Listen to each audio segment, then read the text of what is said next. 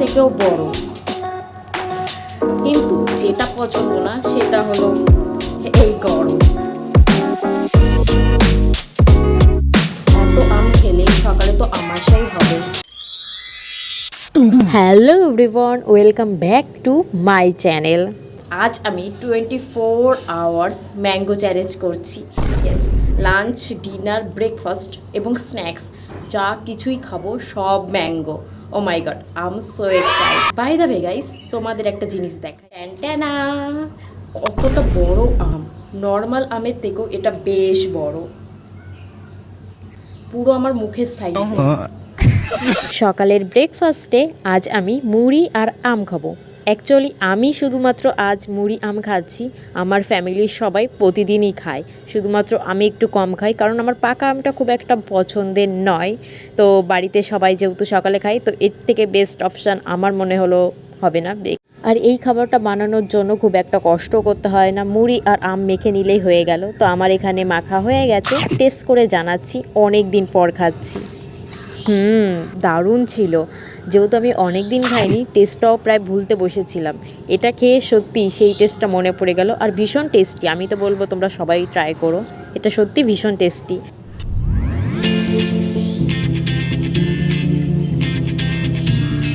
By the way guys, তোমাদের একটা জিনিস দেখাই, ওই ছাদের উপর কত পাকা আম পড়ে আছে। এই গাছ থেকে এতগুলো পাকা আম পড়ে আছে এখানে। ভিডিওর প্রথমে যে বড় আমটা দেখিয়েছিলাম সেটাই এখন কাটছি। সকাল 11টা মতন বাজে, আর আমার এখন একটু খিদে পাচ্ছে, তাই ভাবলাম ওই আমটাই কাটা যাক।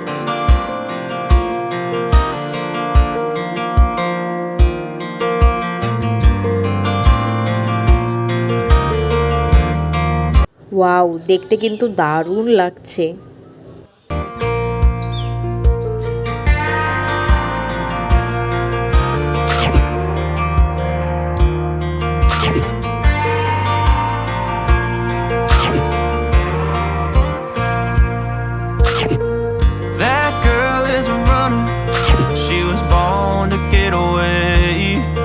ওকে, সো নেক্সট আইটেম আমার ভীষণই ফেভারিট, কাঁচা আম। আর কাঁচা আম খেতেই আমি এখন যাচ্ছি বান্ধবী বাড়িতে।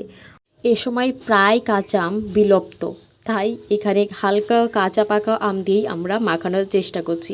আর to be very honest guys, এটা দেখতে যতটা না মিষ্টি লাগছে, খেতেও ঠিক ততটাই ইয়াম্মি ছিল। অসাম।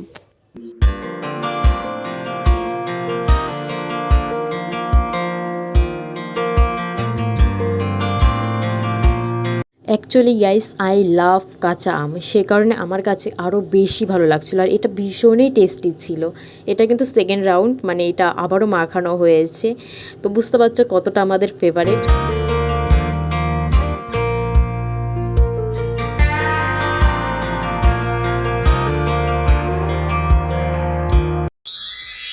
লাঞ্চে ছিল টক ডাল। ও মাই গড, এগেইন আমার খুব খুব পছন্দের এটা।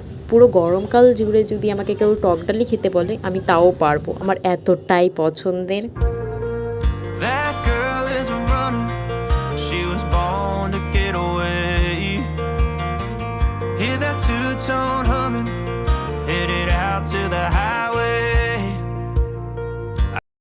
এইদিকে মা আবার দিয়েছিল আমশক্ত, তবে একটা থালা নয়, দুটো থালা মিলে। এতটাই আমাদের ফেভারিট যে কেটে কেটে খাওয়াও শুরু করে দিয়েছি। লাঞ্চের পরে একটু মিষ্টি খেতে ইচ্ছা করে, তো এর থেকে বেস্ট অপশান আমার মনে হয় না হতে পারে। তারপর তো আমি ম্যাঙ্গো চ্যালেঞ্জ করছি, আমশক্ত থেকে বেস্ট অপশান হতেই পারে না।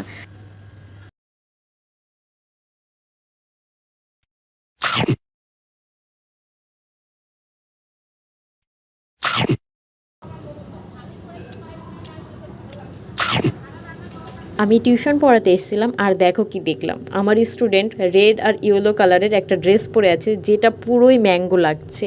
সেই হলুদের উপর লাল লাল কালারের যে আমগুলো হয় ওই রকম, এত ভালো লাগছিল।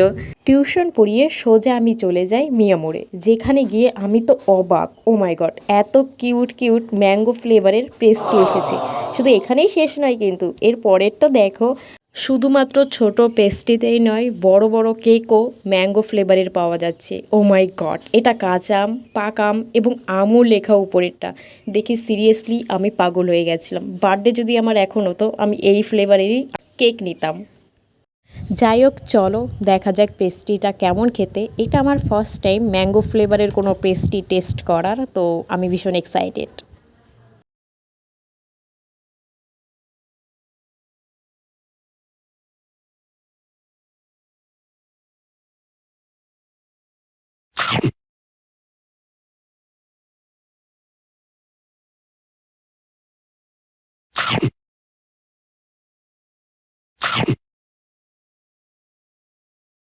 আচ্ছা, ম্যাঙ্গো ফ্লেভারের কি কোনো স্ন্যাক্সই হয় না? আমি বাজারে এত খুঁজলাম তেমন কিছুই পেলাম না।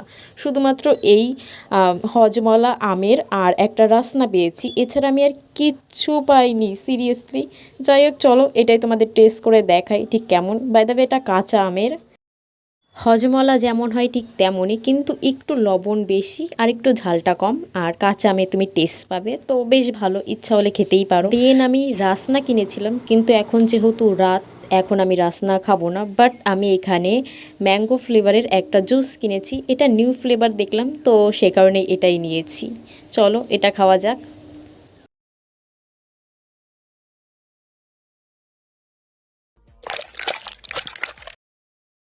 গরমকালে ঠান্ডা ঠান্ডা জুস, ও মাই গড, অসাধারণ। আর এইটা নর্মালি ছিল, ঠিক যেমন মাজা ফ্রুটি হয় ঠিক সেই রকমই, তেমন অদ্ভুত কিছু ছিল না। তো তোমরা টেস্ট করতে চাইলে করতেই পারো। তো আজকের ম্যাঙ্গো চ্যালেঞ্জটা এটুকুনি ছিল।